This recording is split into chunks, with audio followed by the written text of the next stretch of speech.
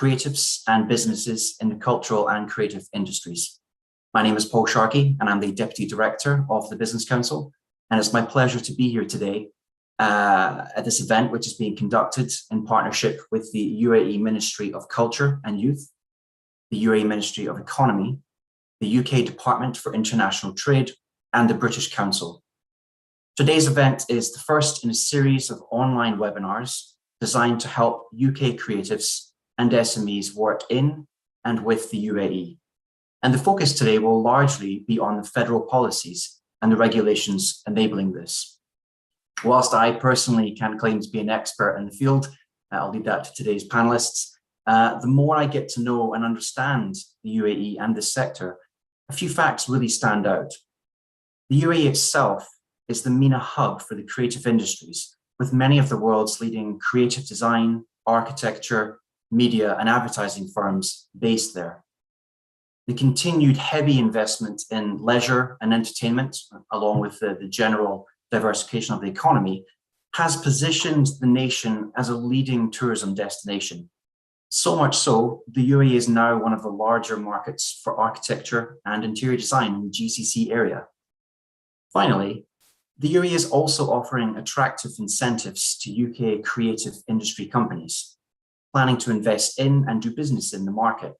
And I look forward to hearing from the panelists today as they outline these in more detail. So just a little bit on the Business Council itself. When explaining who we are, what we do, I always find it's easier to start with what we're not. We are not an organization that brokers deals or helps with market entry advice or market entry services. There's other players in the market that do that very well. Instead, think of us as more of a thought leadership platform that exists to bring people like all of you together to identify market access issues, regulatory barriers to doing business, as well as the opportunities and trends. As a completely bilateral organization, we represent the interests and concerns of our UAE members and stakeholders just as much as the UK side. We are an entirely membership-based and driven and funded body, but we do also work very closely with both governments. In terms of how we deliver our thought leadership, it's through our campaigns, events, and working groups, along with their respective sub-working groups. And for a little context today, our creative sub-working group is part of the wider education working group and is chaired by Her Excellency Salma Al-Darmaki. In terms of what we, the Business Council, have coming up, there's a very busy schedule of events between now and the end of the year, so I'll just focus on a couple in the interest of time. Firstly, as we speak, the UK is hosting a visit by His Highness Crown Prince Mohammed bin Zayed, the Crown Prince of Abu Dhabi. He's arriving in the UK today with a sizable delegation where he will meet the Prime Minister amongst other various leaders. On this visit, we are expecting there'll be some quite significant new announcements made in terms of trade, bilateral cooperation, and longer-term commitments as well. And given how important the creative industries are to both economies, I hope this sector will feature in the announcements that are likely to be made. Following on from the visit to London over the next few weeks, we're going to be holding our Business Council plenary meeting in Dubai on October 13th.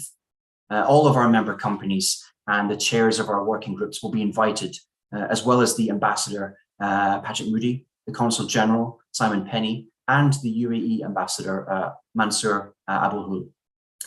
The session is very much an opportunity for our working group co-chairs to report about the plans and progress of the working groups to date and how they intend to take things forward.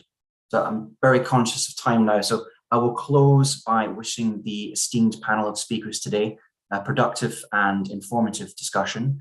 I would now like to hand over to Her Excellency Salma Al-Darmaki. Your Excellency. Thank you very much, Paul. Good afternoon, everyone. I hope your day is going well.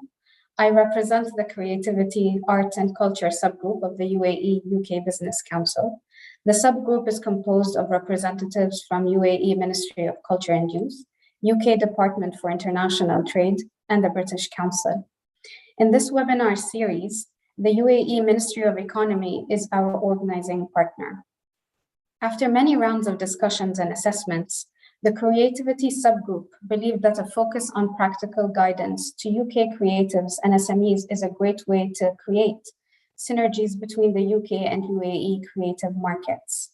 Today's session is the first of a series of sessions and will focus on the high-level federal frameworks in the UAE, especially those in the Ministry of Culture and Youth and the Ministry of Economy.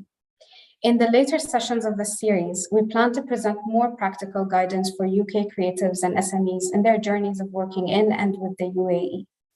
The structure of today's session will be the following: 10 minutes presentation from Ministry of Culture on the culture and creative industries, 30 minutes presentation from Ministry of Economy, which will be presented in 2 parts, 15 minutes at the end to answer your questions.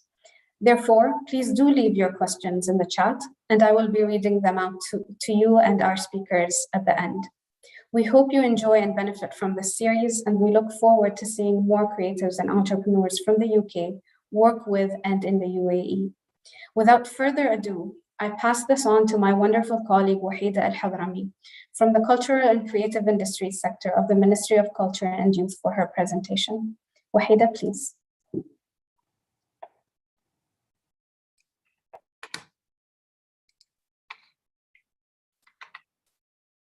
Hello, everyone. Good afternoon, and thank you for the kind introduction, Your Excellency Salma. In my presentation today, I'll give you a brief understanding of the creative economy within the United Arab Emirates. Next slide, please. So we'll start with a quick introduction and a brief summary of where we currently stand in terms of developing the UAE's creative economy on a federal level. Then I'll move into sharing the work that the Ministry of Culture and Youth has achieved in terms of developing our cultural and creative industries. And lastly, I'll briefly take you through the efforts of our government partners, as well as inform you of some of the major public entities and stakeholders of the creative economy. Next slide, please. The creative economy has become amongst the fastest growing economic sectors, and even more in the past few years. This year is particularly an important year, as the United Nations declared 2021 as the International Year of Creative Economy for Sustainable Development. The UAE celebrates this historic year through a set of programs and events aimed at supporting the federal government's direction for the creative economy. This includes promoting sustainable economic growth, supporting innovation and investment in creative projects, providing new opportunities for growth, and empowering creative talents in the country. Next slide, please. Next slide, please. Now, in terms of the creative economy in the UAE, in 2018, the ministry held a retreat for the future of culture in the presence of His Highness Sheikh Mohammed bin Rashid Al Maktoum, the Vice President and Prime Minister of the UAE and the ruler of Dubai. This cultural retreat included senior stakeholders of the sector to come together and discuss the challenges and opportunities for the cultural and creative industries in the UAE.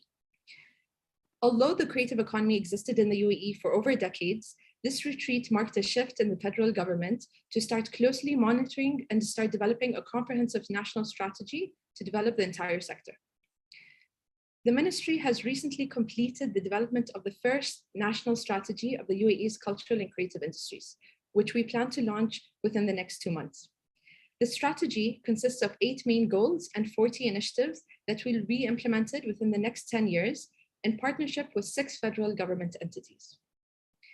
The strategy also serves as a strong reference roadmap for the advancement of our creative economy in order to make it among the top performing economic sectors in the UAE. We have also aligned with the 7 Emirates that make up the UAE to encourage and ensure that every Emirate builds strategies focused towards the cultural and creative industries in order to align with the UAE's overall vision. We're excited to share that Abu Dhabi and Dubai have already launched their own local level plans for the next 5 years with clear targets and goals that they are already working towards. Next slide, please. Next slide, please. Now, let's move on to some facts about the UAE's creative economy. First of all, what is the UAE's cultural and creative industries, or as most of us know it, CCI? We've identified the UAE's CCI, which consists of the ideation, creation, production, distribution, and dissemination of goods and services of creative expression and cultural preservation that generate and sustain socio-economic impact. We've grouped our cultural and creative industries into the following 6 sectors, which include cultural and natural heritage, performing arts and celebration, visual arts and crafts, books and press, audiovisual and interactive media, and last but not least, design and creative services. And within these 6 sectors are more than 25 subsectors, which include diverse fields from culinary arts, music and crafts, to film and gaming, product and interior design, as well as immersive technologies. Next slide, please. Moving on to free zones in the UAE. Now, this is probably one of the most interesting slides to those of you who are looking to set up in the UAE. In the UAE, we have 22 free zones that are spread around the UAE that cater to various cultural and creative fields. A few examples of these include Abu Dhabi Media Zone Authority, Dubai Production City, Dubai Design District, Sharjah Publishing City, and Fujairah Creative City.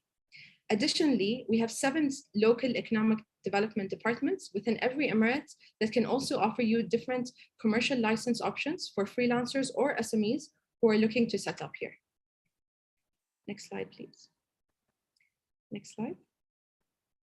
Now, to give you a better understanding of the role of the Ministry of Culture and Youth in the UAE, a new sector was created under the ministry's umbrella that is fully dedicated towards the cultural and creative industries. This sector is responsible for supporting the overall development of the UAE CCI infrastructure, which includes assessing policy frameworks, building economic frameworks to monitor the UAE's creative economy, providing opportunities for entrepreneurs through incubator programs, building partnerships both locally and internationally, as well as working on studies to understand the business environment for creatives and identifying trends and opportunities in the creative economy. And in 2020, the ministry's mandate was expanded to also include the Media and Youth, the Federal Youth Authority, as well as the National Media Council, and we are now known as the Ministry of Culture and Youth. Next slide, please. To give you a few examples of the UAE's initiatives and projects to support cultural diversity within the creative economy, we have a Cultural Agenda 2031, which is a comprehensive strategy that serves as a roadmap that includes 7 strategic goals and 75 initiatives for the period of 2018 to 2031. We also have a talent support policy to discover, support, attract, and develop creative talents, as well as Al Burda Festival, which is a biannual festival that celebrates Islamic art and culture and recognizes excellence in this field through the Al Burda Award. Next slide, please.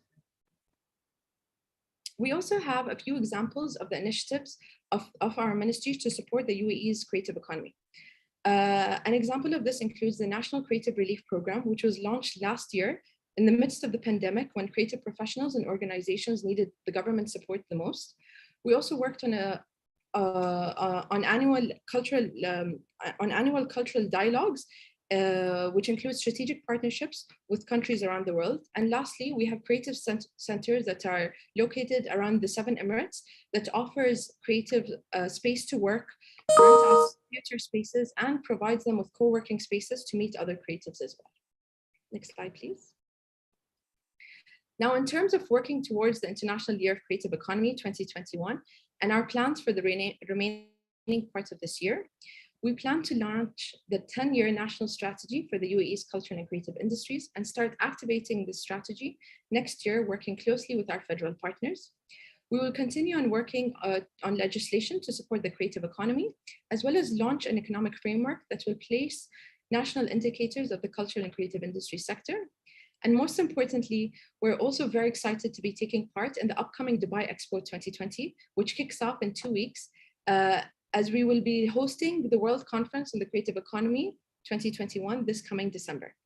Just to give you a bit more information on the World Conference on Creative Economy, this is a conference that will bring together the world's thought leaders, visionaries, aspiring creatives, game changers from the sector to collaboratively and practically engage within the future of the creative economy.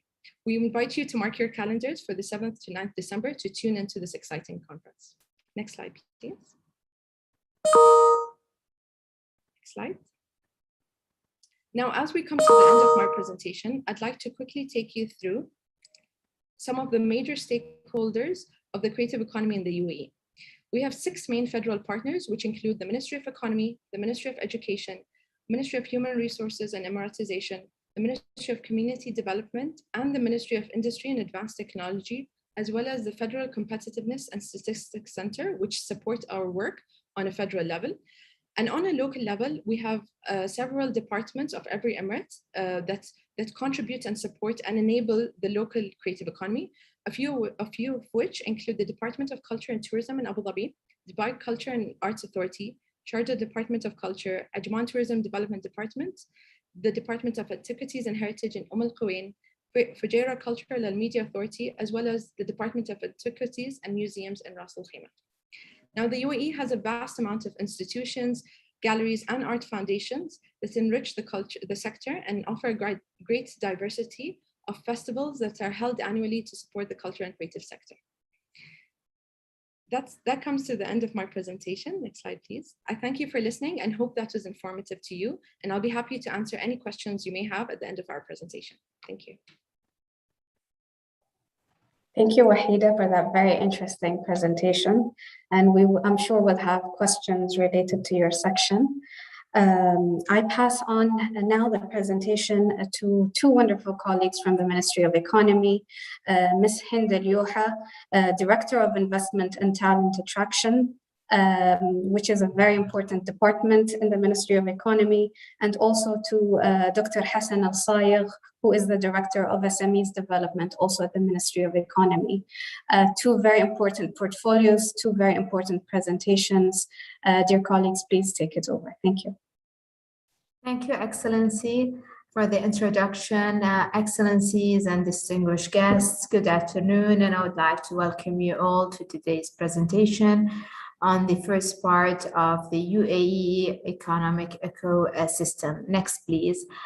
During this presentation, we will cover the Uae Economy Investment Environment, UAE, the prominent feature incentives granted to foreign investors to attract creative economies, Uae Fdi strategies, and then the next part will be covered by my colleague, Dr. Hassan Al-Sayegh.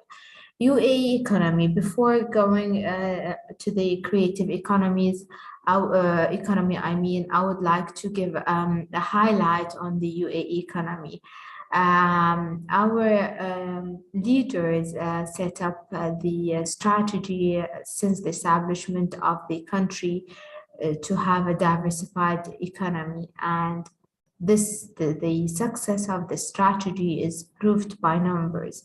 And as you can see, our GDP contribution, 70% of it comes from the non-oil and 30% from the oil sector. Next, please.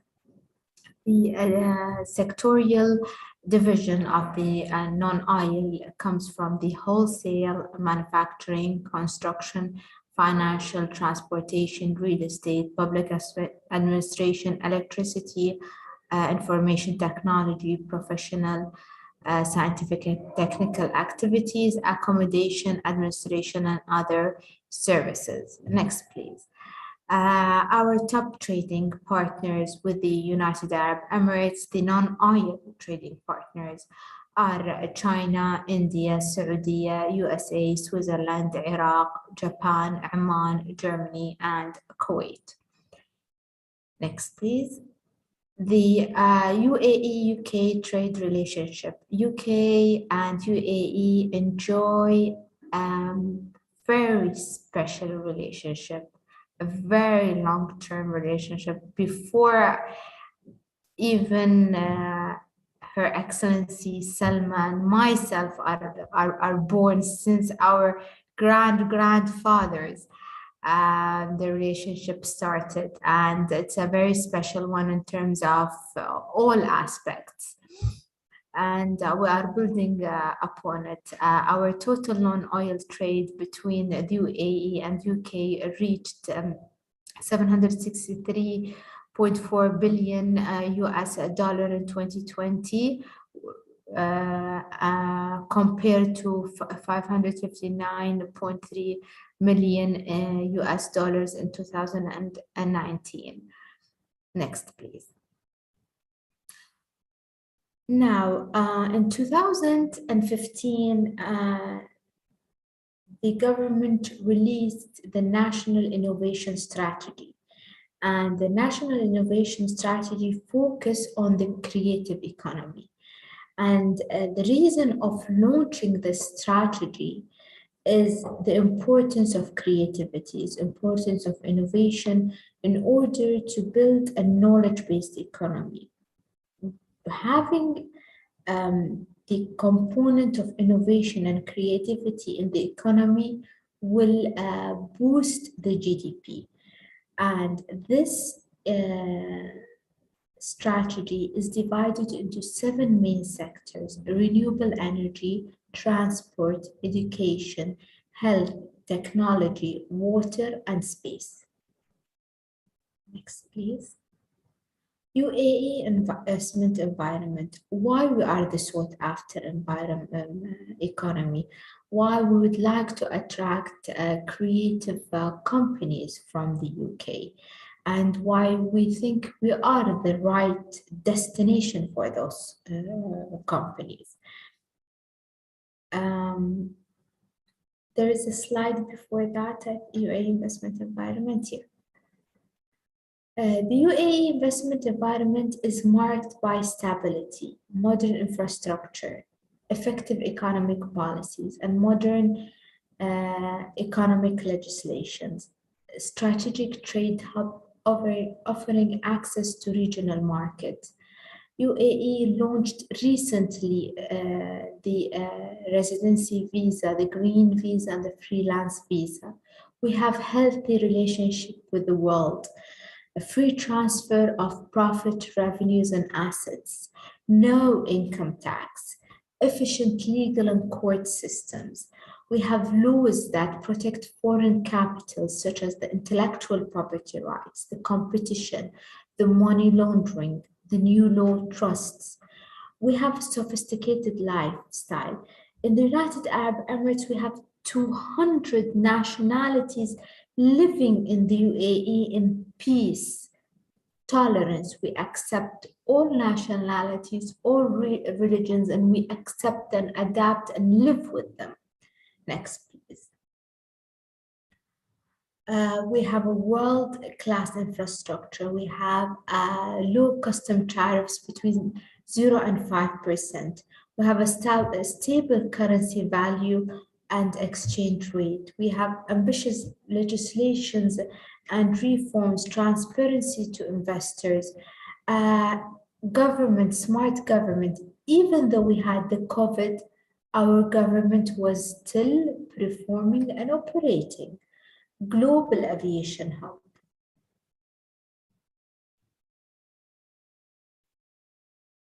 Next, please.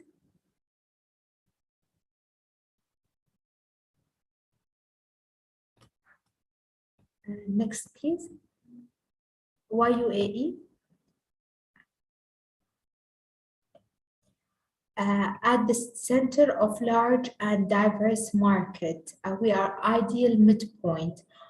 40 billion of people live within 8 hours flight from the UAE. We have deep water ports. Next, please. We are ranked 16 globally in ease of doing business, and we are #1 in the region. We are ranked 25 globally by the World Economic Forum Global Competitiveness Report, #1 in the region. We are ranked 11 globally in the logistic performance, and we are #1 in the region. We are homegrown tech unicorn in 2001 and 2021, and we are #1 in the region by Karim and Souk. 20 billion in FDI received annually. We have 11 startup accelerators and more. My colleague, Dr. Hassan, can elaborate on.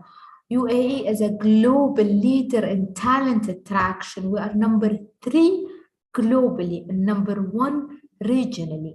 We are the safest place to live in. And we are ranked 18 globally in UNDP Gender Inequality Index, and we are #1 in the region.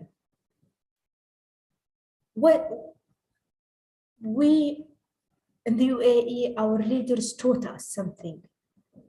Pandemics, we don't consider them a problem. We use them as a challenge. And this pandemic accelerated the reforms of the laws.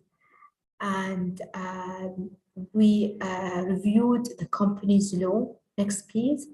And we have now the company's law has been reviewed, where 100% ownership is provided to numerous number of economic sectors in mainland. Before, it's only in the free zone, except to 7 strategic impact activities: full ownership in legal form of companies, possibilities of ownership in sectors with strategic impact in certain legislations, absence of need of local service agents, freedom of settling dispute, allow members of the board of directors of public shareholders company to be non-shareholders.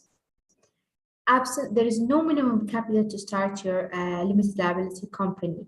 You can control your business and board of directors of the public joint companies, introduce partners, transfer companies ownership, changing the legal form of the companies, mergers and acquisition, and companies in the UAE with a proper feasibility study and proper support and coming via the proper government bodies will not reach to liquidation. Next, please. UAE FDI strategy. We have an FDI specific strategy focusing on 16 sectors. And as you can see, these sectors some of them are focusing on creative economy, retail and e-commerce, agriculture, healthcare, creativity in technology, manufacturing, fintech, logistics, entertainment, supply chain, space, medical, education, renewable energy, and ICT sector.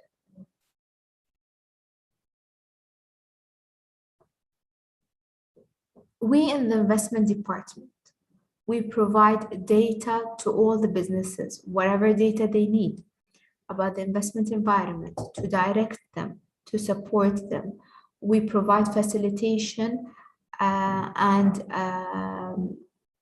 information on what are the economic department they can approach in order to get the economic license. We provide aftercare service. We can also arrange networking meetings, B2B or B2G. Next, please. And this is the end of my presentation, and I would like to thank Her Excellency Salma and her team for organizing this event, and the UAE UK Business Council for such a great organization. And I'm sure that we will have fruitful outcomes, and we'll have numerous number of companies coming into the United Arab Emirates, and we are ready to provide all the support and the information needed. Thank you to all the organizers, and thank you for the time. Thank you, Hind. Ladies and gentlemen, it'll be my pleasure to walk you through the SME ecosystem in the UAE. The SMEs are an important cog in our economy. So important that approximately 1 year ago, there was the appointment of a minister directly looking after the file of entrepreneurships and SMEs. And I want you just to cast your, previous slide, please. I want you just to cast your mind back to 1 year ago. During the same time, 1 year ago, there was the COVID pandemic was hitting SMEs hard. We'd spent the first year or the first 6 months of that period really working with local governments and federal government entities to introduce stimulus packages to help SMEs survive that period. And then moving forward from that, we're now, as the Ministry of Economy, working to introduce a strategy to help SMEs thrive.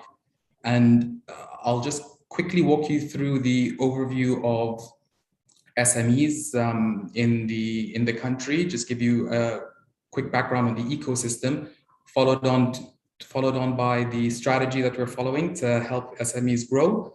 And then at the very end, there'll be an introduction about 2 tactical programs that we will be launching. Next slide, please. So just to start, I thought it was quite important just to put this slide here with regards to the definition of SMEs in the UAE. I really put this slide up just to dispel some misconceptions. Whenever anybody hears the word SMEs, they think the small mom and pop shops around the corner, when that's not the case. As per our definition, SMEs are companies that are making less than approximately 250 million dirhams a year. So just to convert that into pounds, that's approximately 50 million pounds a year. These aren't small companies in anybody's imagination, right? So I just wanted to put this up here just to say that the word SME doesn't mean the really small companies. I mean, yes, part of the definition of SMEs is micro businesses that are small, making less than 600k pounds a year, but the definition goes up to less than 50 million pounds a year, and it's very important for us to, when we're designing programs or defining a strategy to help SMEs, that we really cover all aspects of SMEs, from the really small micro companies up to the medium companies. Next slide, please. In terms of the proportion of the economy that's dominated by SMEs, 98% of companies in the UAE are SMEs.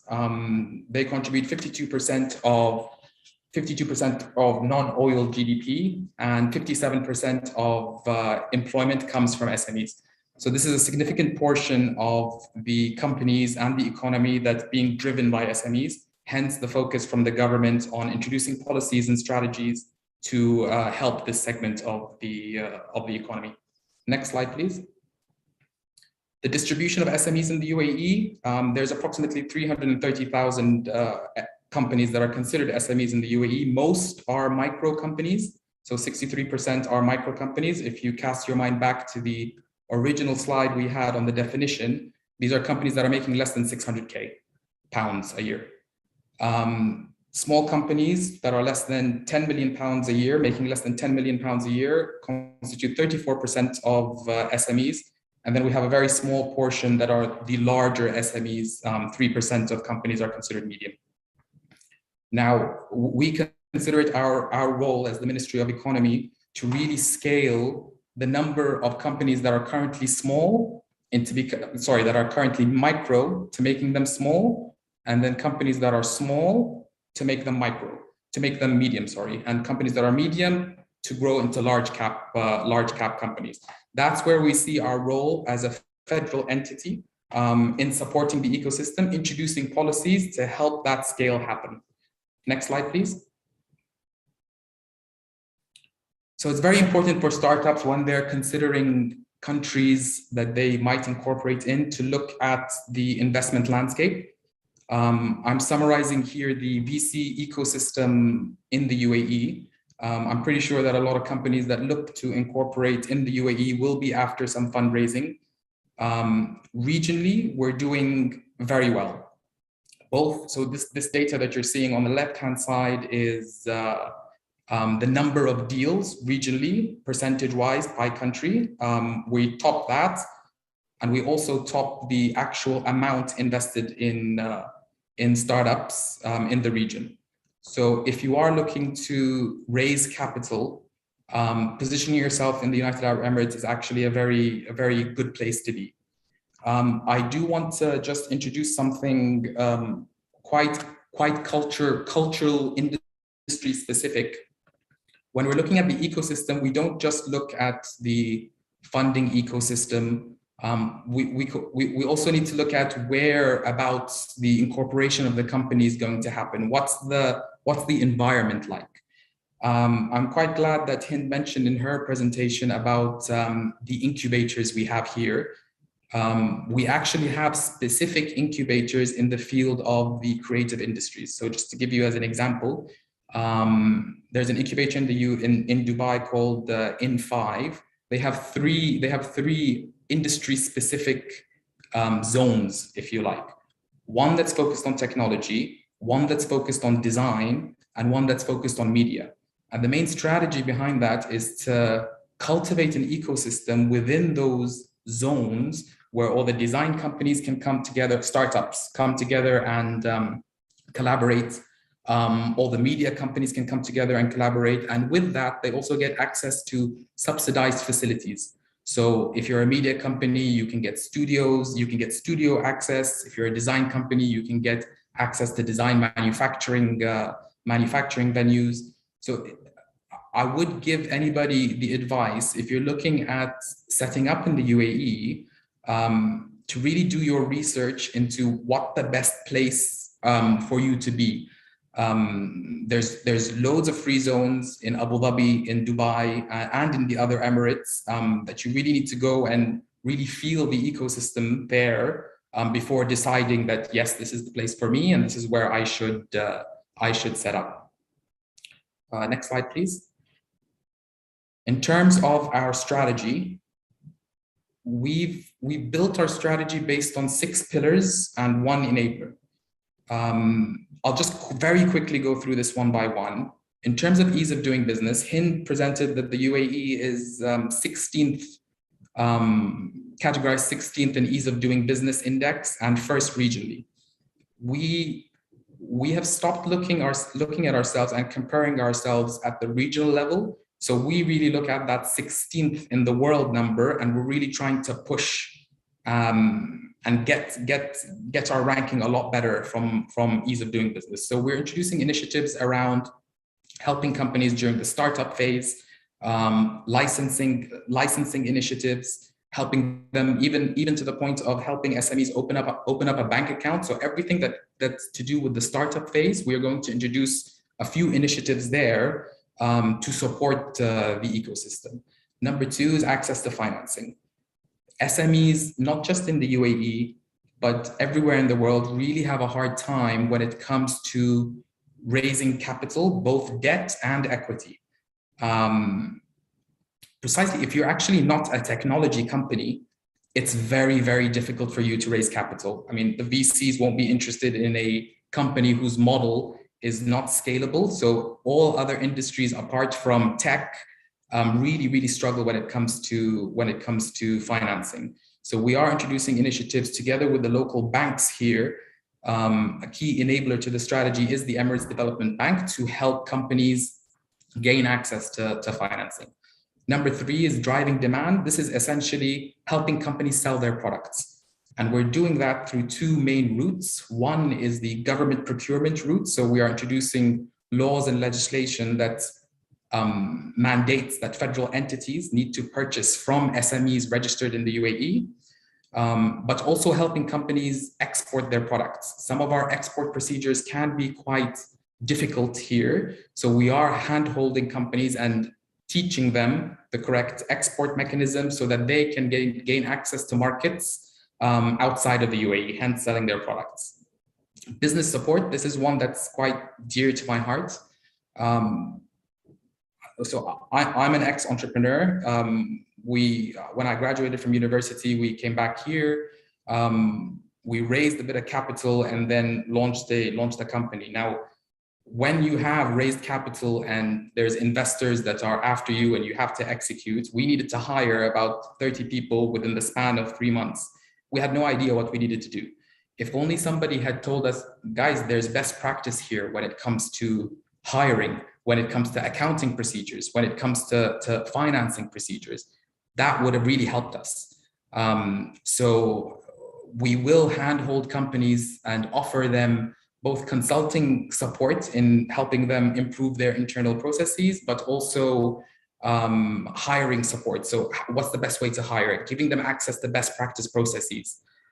So that falls under that pillar. Innovation, protecting companies, both from a trademark, copyright, and patent point of view, making sure that everything you invent is yours and you can actually enforce that protection. Final pillar is digitization, helping companies on their digitization journey. There's going to be a few programs that are going to be launched where we will help SMEs incorporated in the UAE to digitize their processes. And then a key enabler in all of this is human capital, introducing training programs in schools, in universities to instill the entrepreneurial mindset in the population. Next slide, please. This is the final slide here. These are two programs that we were lucky enough to have His Highness Sheikh Mohammed, the ruler of Dubai, launch upon his visit into the Ministry of Economy approximately 6 weeks ago. These are tactical examples of initiatives that come from the strategy and now are ready for launch. We have the Skill Up program, which is essentially an enablement program targeting segments of societies and making people know what the correct mindset is to become an entrepreneur. This targets students, the inactive population, employees, and job seekers, helping them know what the correct process is to start a company. And then on the right-hand side is a program where we will introduce a support mechanism for SMEs that are already incorporated in the UAE, where they can gain access to programs we've designed with the private sector, helping them export their products, digitize their operation, get some consulting services, helping them internationalize their operations. And by that, I mean opening up offices in different countries. We want to give them a soft landing to be able to do that. And finally, raise capital through our partner banks. This is going to be a website where SMEs can go and apply for these support programs. Applications to both of these programs will be activated shortly. And they're open to all SMEs regardless of ownership. You can be a UAE national-owned SME or fully foreign-owned SME that avails these services. So I'll pause here. I'll actually end with an invite. We've got Expo that's going to kickstart very soon. I'm hoping most of you are going to be there to experience the ecosystem in the UAE. Thank you. Thank you very much, Dr. Hassan. Your presentation has showed us that creatives, especially UK creatives aspiring to set up SMEs in the UAE, will receive a great amount of support. And that is very good to know, especially considering our audience today. We're focused on UK creatives. And I'm really grateful to Hind for showing that the UAE economy is vibrant and is excited to collaborate with UK creatives and SMEs. If you allow us, we'll move on to the Q&A. We've received a few questions. I will ask all my colleagues to turn on their cameras because this will be a collaborative session where we discuss your questions collectively. The first question that we received was, does the UAE have local infrastructure and talents to support goals? I think this question has been addressed in the session, but we will open it for expansion and elaboration. Maybe because my colleague Hind is from the Ministry of Economy and has talked about talent development. Hind, if you would like to respond to that question. Yeah, sure. Actually, we at the Ministry of Economy launched the talent attraction and retention strategy due to the importance of attracting talents, as well as we have the golden visa for the talent and for the patents. So we have a strong infrastructure for the talents. And to retain talents, the green visa, freelancing visa is just the beginning, and more to come to retain them and attract them. And we also heard from, thank you very much, and we also heard from Wahida's presentation about the talent policy, which is also meant to help attract creatives and retain them and support them throughout their life journey. Thank you very much for that clarification, Hind. I will move on to the next question. Do you offer any support for creative SMEs, such as legal, funding, long-term visa permits? Both Hind and Dr. Hassan have touched on this in their presentations, but if you would like to add anything, please. Sure, I can add something here. Yes, there is support mechanisms here, but specifically around.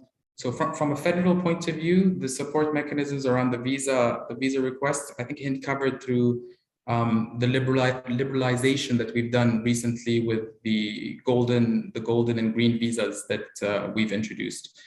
From a support of an infrastructure and getting access to services point of view, I mentioned about the incubators and the free zones that are dotted around the UAE. Specifically, if you do your research and find the correct incubator, you do get so much support from them with regards to office space, with regards to subsidized licenses, with regards to subsidized even visa fees for the employees. You can get a lot of those support mechanisms from the local incubators in different cities. We are, as well as a federal government, from the program that I spoke about, Scale Up, which will be launched. This will give people access to best practice processes, partnership with Emirates Development Bank to give access to loans. So there is quite a lot of things coming on the horizon as well. If I may Thank add. you, Dr. Hassan. Yes, please, go ahead, Wahid. Please. Thank you. So I think it also depends on which Emirates stands out to you to set up your business, because every Emirate has its own different free zones that exist, and every free zone has many different options in terms of licenses, in terms of costs, in terms of how the duration of the visas that come with setting up your company. So I think it would be good to also spend some time maybe comparing all these options on an Emirate level as well.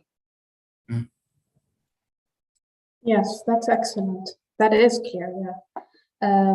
And I think a lot of the questions are along these lines in terms of what you just mentioned, Wahida and Dr. Hassan, because the second question is there somewhere specific where people can go to avail from the support that can be provided to SMEs and creatives and to understand them further? Basically, the question is there a very specific place that people can go to get that guidance and clarification?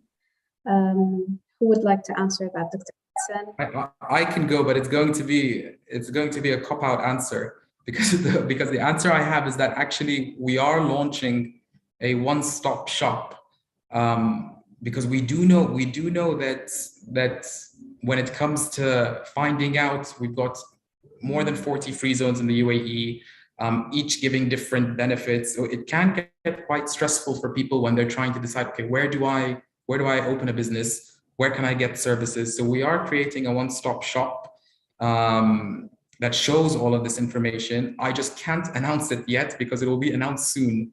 I just can't tell you, because it's a project that's ongoing in the ministry and it's due to be launched within the next 2 weeks, inshallah. So keep your eyes open and you'll see that one-stop shop coming up. And I would like to add to it that I want you also to keep an eye. The investor can find information about the investment environment, the laws, the regulations, the process from A to Z, how to start the business in mainland and free zone, and how to start to get their license per Emirates in the mainland, in the free zone.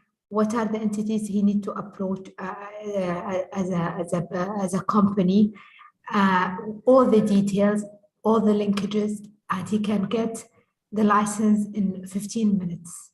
So it will be available, accessed by one click. And I have to add, the UAE is so interested in supporting SMEs that there are so many places that do offer that kind of support. We have a lot of accelerators, incubators, and if you follow the series in the next few sessions, we'll actually bring all these stakeholders to present to you. Right now, we focused on the federal broad ecosystem because you have an overview of the federal system, but then you will have very specific Emirates present their domestic systems and national, Emirate level, local level processes. And then we'll also have incubators, accelerators, and media free zone entities also present. So just follow us, please. I hope the next sessions are also useful. I will move on to the next question that asks, could you please expand more on the access to financing? Is this more about offering grants or connecting to investors interested in creative SMEs? Who in the panel would like to take this question? I can have a go. Yes, please, Dr. So I've spoken about a specific website that SMEs can go to and avail certain benefits. One of them is access to financing. There is a program that we are designing with the Emirates Development Bank. Just to give you guys a brief background on this, the Emirates Development Bank is a federal entity, and the Minister of Entrepreneurship and SMEs is Vice Chairman of the Emirates Development Bank. It is essentially a key enabler for us to activate the ecosystem. So on the website that will be launched, there will be an app you can apply and get debt financing from Emirates Development Bank directly. So there will be, of course, an eligibility criteria. They do check that you are bankable. They do check that you will have the means to pay back that the amount that you've borrowed. But there will be a program that will be launched with the website. Now, the second part of the question about introductions to both VCs, VCs and angel networks. I mean, the ecosystem here, as I showed on the slides, is thriving. There's so many VCs that are operating. There's so many angel networks that are operating here. As a federal government here, we won't be doing facilitating of introductions to these VCs. However, this is where the local governments and incubators and accelerators help. A lot of them have pitch days with investors. A lot of them can help you in making the introduction to investors. So the first thing, in my view, when you're doing a startup and you're looking at where you're going to incorporate, do look at which free zone can do the most in helping you gain access to the contacts or the network to raise capital. Thank you, Dr. Hassan. That's very useful. And I think another question that we got, which I will read out soon, is related to the 50-year projects. And I think the 50-year projects address a lot of these questions in clarity. I believe, the next question is also related to that, which is a question on clarity of systems. So the question goes, is there anything done to iron out bugs in the current system that might affect operations of established SMEs, i.e. more clarity on new documents required for licensing and banking? So this is a very operational question, but I don't know, Dr. Hassan, if you want to try answering it also. Sure. I've been in this role for approximately 8 months now, and the number of SMEs that have raised the issue of, I can't open a bank account, the process is very difficult, the documents they require is not clear, I think there is an issue there. This is why there will be a program as well on the one-stop shop that we're launching, which will facilitate with a banking partner the opening up of a bank account in up to 48 hours. In some cases, it'll be opening the bank account in 15 minutes. The documents required will be very clear.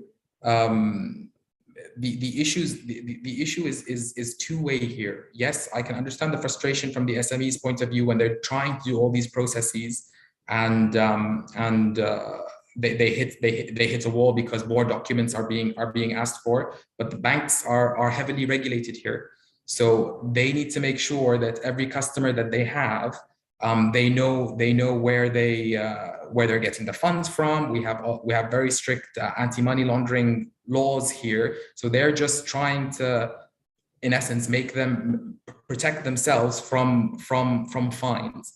So I do understand the frustration. I've experienced the frustration firsthand, and we are introducing a product to facilitate the specific process of opening up a bank account. And if I may add to Dr. Hassan, I think from our side, we're also running studies on understanding, what's the process of a creative entrepreneur setting up their business, how easy it is. So we're trying to understand in every step of the way, what are the challenges they're facing, so that we can also, as a Ministry of Culture, take this and raise it up to the responsible entity, so that to bring it to their attention, because there are some issues that the Ministry of Economy already is aware of very clearly, and there's some issues that are a bit more on the ground that they don't. So from our side, we try to have these focus groups very often to collect this data and raise awareness about them to fix the problems. And just to add to that point very quickly, one of the key pillars of our strategy is the ease of doing business pillar. We're 16th in the world, which for us now, when we're comparing ourselves at the global level, is not good enough, right? So a lot of these aspects that you're talking about the documents not being clear, the process, the bugs, these will need to be fixed in order for us to progress on those rankings. So it is a key pillar for us in our strategy, and it is very top of mind for us to sort out. Thank you, Wahida and Dr. Hassan. This is very interesting, and I think I've had some conversations with some of you where I've said I've personally also wanted to understand what it's like to be a customer going through the journey of starting up a business. And I've started doing that to understand what the hurdles and what the complications are. It's a very beautiful journey, but it does require support, clarification throughout. So we're very happy to have these conversations, and they're very helpful to us and also to other creatives wanting to set up in the UAE. I think we will end it with one last question. There are many questions, but we will take one last one. And we will stay in touch after this session for sure. One last question is, why is the UAE the best place to locate in the GCC, considering a lot of economies in the region are growing and are growing at a fast pace? So why come to the UAE when there are other options as well? Who would like to take this? Dr. Hassan, please. I raised my hand there because this is quite a passionate subject for me. It's in one word for me, it's the people. It's the people. It's the number of nationalities that Hind spoke about. It's the people that make this country great, both expats and UAE nationals. In a nutshell, that's in my opinion what makes the UAE a great place to be and to do business. Wahida? Thank you. I think for me, it's about, yes, it's the nationalities. It's also about safety. The UAE and Abu Dhabi is considered the safest cities and country around the world. It's located in a very, very strategically way, where we're in the midst of all the trade that's happening everywhere, and the UAE is considered one of the points of the easy points between Europe, between Australia, between America, and so on. I also think that the cultural and creative industries here is very much established. So if anything, it actually helps you set up your business and helps you,